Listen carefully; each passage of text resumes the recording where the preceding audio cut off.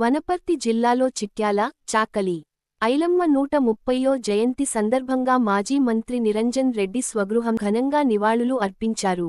ఈ కార్యక్రమంలో జిల్లా అధ్యక్షులు గట్టు యాదవ్, జిల్లా మీడియా కన్వీనర్ నందిమల్ల అశోక్, ఈ కార్యక్రమములో గంధం పరంజ్యోతి, ఉంగ్లం, తిరుమల్, నాగన్న యాదవ్, సూర్యవంశం, గిరి, హేమంత్ ముదిరాజ్, సునీల్ వాల్మీకి, జోహెబ్ హుస్సేన్, వజ్రాల రమేష్, ఉస్మాన్ పాషా, రాజు తదితరులు పాల్గొన్నారు.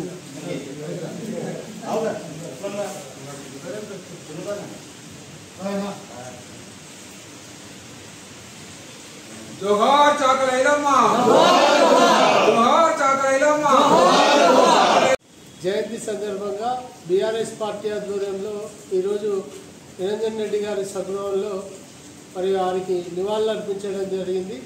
మరి చాకలి ఐలమ్మ తెలంగాణ ఉద్యమ స్ఫూర్తి, ఆమె స్ఫూర్తితోనే మలిదశ ఉద్యమంలో మరి అన్ని రకాలుగా మరి ఆమె ఆశయ సాధన కోసం ఏదైతే తెలంగాణ పోరాటంలో తొలి మహిళగా మరి ఆనాడు దొరలకు భూస్వాములకు వ్యతిరేకంగా ఆమె పోరాడినటువంటి పటిమను ఆదర్శంగా తీసుకొని మరి తెలంగాణ రాష్ట్ర సాధనకు కూడా మరి ఇప్పుడు మలిదశ ఉద్యమంలో అన్ని రకాలుగా ఆమె స్ఫూర్తిగా తీసుకొని తెలంగాణ రాష్ట్రం సాధించింది.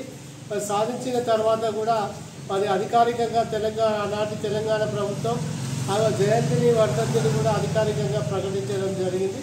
మరి ఆమె స్ఫూర్తితోన మళ్ళీ తెలంగాణ అభివృద్ధిలో కూడా మేమందరం కూడా కృషి చేసి తెలంగాణను మళ్ళీ పోయిన ఏదైతే తెలంగాణలో ఇప్పుడు వచ్చినటువంటి గ్యాప్ను మళ్ళీ కేసీఆర్ గారి సారథ్యంలో మళ్ళీ ఇంకో 3 ఏళ్ల తర్వాత తెలంగాణలో మళ్ళీ కేసీఆర్ గారే ముఖ్యమంత్రి కాబోతున్నారు.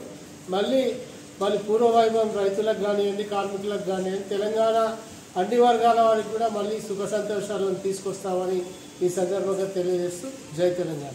ప్రసిద్ధిగాంచారు. ఆనాడు కేసీఆర్ ప్రభుత్వంలో చాకలి ఐలమ్మ గారికి అత్యంత ప్రాధాన్యతనిచ్చి వర్ధంతిని కానీ జయంతిని కానీ ప్రభుత్వ కార్యక్రమాలు నిర్వహించడం జరిగింది. కానీ ఈనాడు ఈ కాంగ్రెస్ ప్రభుత్వంలో ఉద్యమకారులకు కానీ అదేవిధంగా తెలంగాణ మలిదశ ఉద్యమానికి సారథ్యం వహించినటువంటి నాయకులను అదేవిధంగా గతంలో స్ఫూర్తినిచ్చిన చాకలి ఐలమ్మ గారి 130వ జయంతి సందర్భంగా ఈరోజు మా ప్రియతమ నాయకులు గౌరవ నిరంజన్ రెడ్డి గారి ఆదేశాల మేరకు వారి స్వగృహంలో వారికి నివాళులు అర్పించడం జరిగింది.